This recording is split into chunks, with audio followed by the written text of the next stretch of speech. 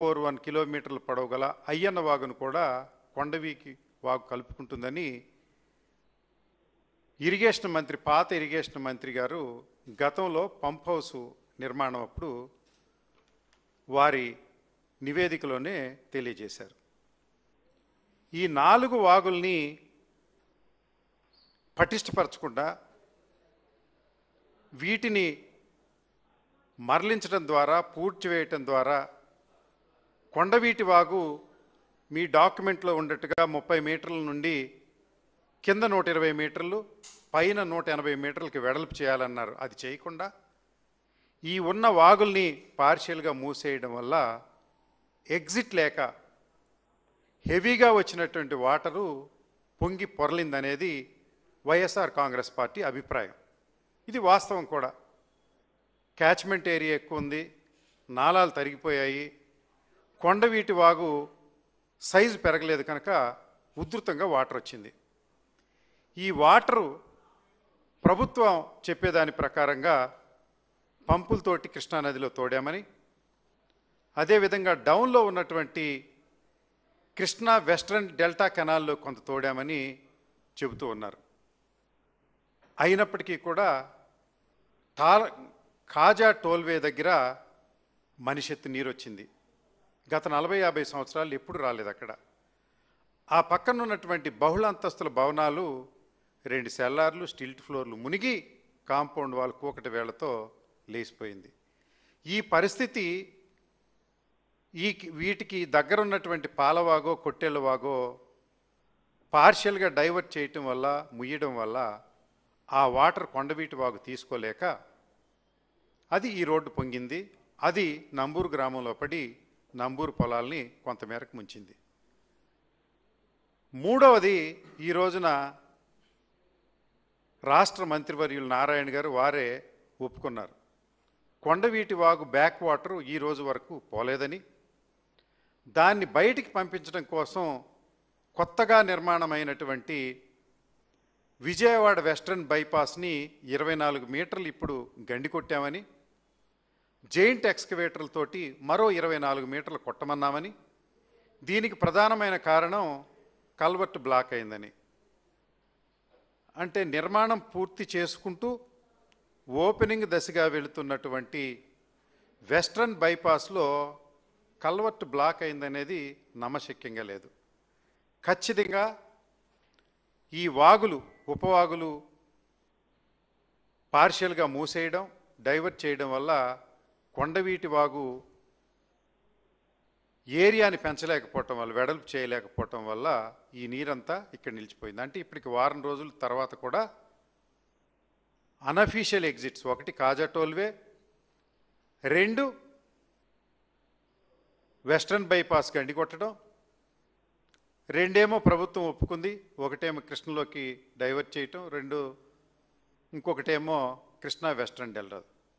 నేను అంటుంది ఏంటంటే గుంటూరు ఛానల్ దానిలో కూడా ఈ వాటర్ వచ్చిందని వైఎస్ఆర్ కాంగ్రెస్ పార్టీ తరఫున నేను గత వారం నుంచి మాట్లాడుతూ ఉన్నా. దాని ప్రభావం వల్ల ఇటు మంగళగిరి, చినకాకాని, చిలుమూరు, అటు వడ్లమూడి, పొన్నూరు నియోజకవర్గం వచ్చేసప్పటికి నంబూరు, గోళ్లమూడి, తక్కెలపాడు, ఉప్పలపాడు, ఇలా వెంకటకృష్ణాపురం ఇలాంటి గ్రామాలన్నీ కూడా సుమారుగా 31,000 ఎకరాలు మునిగిపోయిందని చెప్తా ఉన్నా. ప్రభుత్వం ఏం చేస్తూ ఉందంటే గుంటూరు ఛానల్కి మేము కొండవీటి వాగు వాటర్ని వదలలేదు అంటున్నారు. అంటే ఈ సత్యం ఎంతమందికి తెలుసో తెలియదో నాకు తెలియదు, కానీ గుంటూరు వాగు, కొండవీటి వాగు, గుంటూరు ఛానలు వేరు కాదు. కొండవీటి వాగులో నుంచి కొండవీటి వాగు పంపింగ్ ఇంటేక్లో నుంచి గుంటూరు ఛానల్ ప్రారంభమైంది. గుంటూరు కొండవీటి వాగులో నీరుండప్పుడేమో డైరెక్ట్గా గుంటూరు ఛానల్లోకి వస్తుంది, నీరు లేనప్పుడేమో కృష్ణ నుంచి గ్రావిటీ మీద గుంటూరు ఛానల్లోకి వస్తుంది. ఈ గుంటూరు ఛానల్ గ్రావిటీ తోటి కాంటూర్ కెనాల్ అంటారు దీన్ని. గ్రావిటీ మీద కాంటూర్ లెవెల్స్ ఎలా ఉన్నాయో కింద లోతు ఎక్కువ తవ్వకుండా పైన గట్టులు పెంచుకుంటూ చేసినటువంటిది. ఇది 27,000 ఎకరాలు ఇరిగేట్ చేయడానికి గుంటూరు, మంగళగిరి, పొన్నూరుకి ఇచ్చింది. అయితే ఈ లాకులు మేము ఆ రోజు మూసేసాము, అయినా కెనాల్లోకి వాటర్ వచ్చింది అనేది ఇది. ఈ విషయాన్ని ఇంత వాటర్ 40 సంవత్సరాల్లో ఎప్పుడు రాలేదు. ఇంత వాటరు వచ్చి పొలాలు ముంచేసిందంటే నేనంటే దాన్ని తీసుకువెళ్ళి మరి తాడేపల్లిలో అవినాష్ అనే అసిస్టెంట్ ఎగ్జిక్యూటివ్ ఇంజనీర్ గారు ఒక కంప్లైంట్ ఇచ్చి నా మీద కేసు ఫైల్ చేశారు. నేను అంటుంది ఏంటంటే ఇప్పటికీ అఫీషియల్గా అనఫీషియల్గా 5 ఎగ్జిట్లలో నుంచి కొండవీటి వాగు ప్రవహించింది, అయినా ఇంకా నీరు పోలా. లేదంటే వాళ్ళు గండి కొడుతున్నారు కనుక అదే ఉదాహరణ. సో మీరు గుంటూరు ఛానల్లోకి వచ్చినటువంటి వాటరు కొండవీటి వాగర్ అనే దానిలో వేరే అభిప్రాయం లేదు. నా అభిప్రాయం అదే, ప్రజల అభిప్రాయం అదే, రైతుల అభిప్రాయం అదే. మీరు ఇలా కేసులు పెట్టి భయపెట్టాలనుకోవడం సరైనటువంటి విషయం కాదు.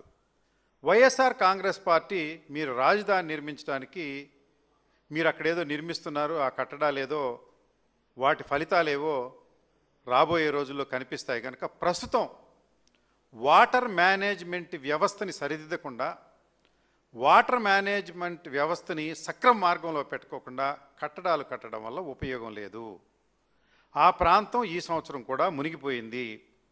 నీరుకొండలో ఉన్నటువంటి ఎస్ఆర్ఎం యూనివర్సిటీ ఒక్కటే ఎత్తు మీద కనిపిస్తూ ఉంది. ఎందుకంటే వాళ్ళు 10 అడుగులు ఎత్తు మట్టి తోలి దాని మీద కట్టారు కనుక అది కనిపిస్తూ ఉంది.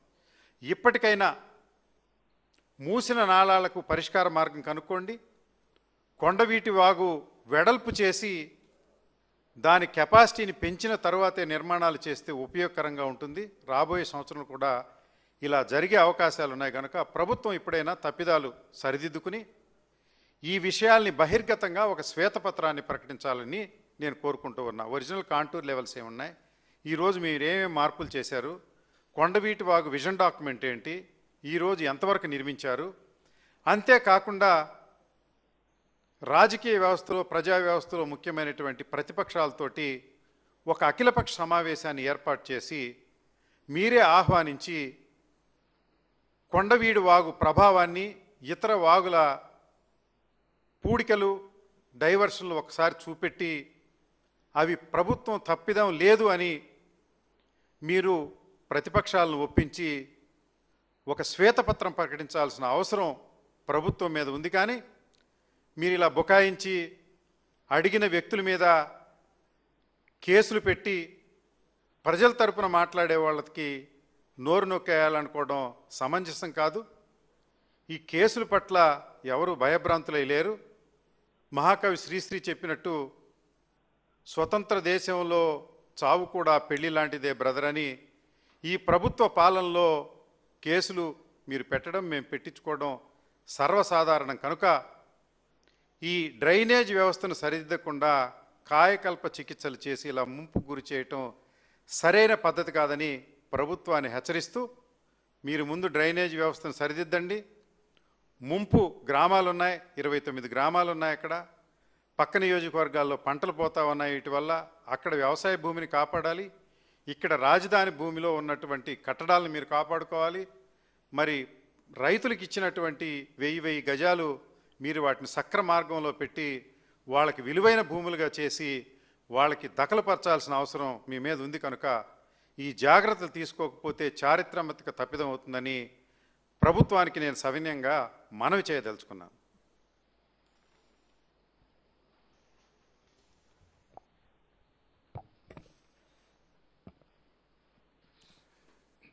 ఈరోజు రాష్ట్ర ప్రభుత్వం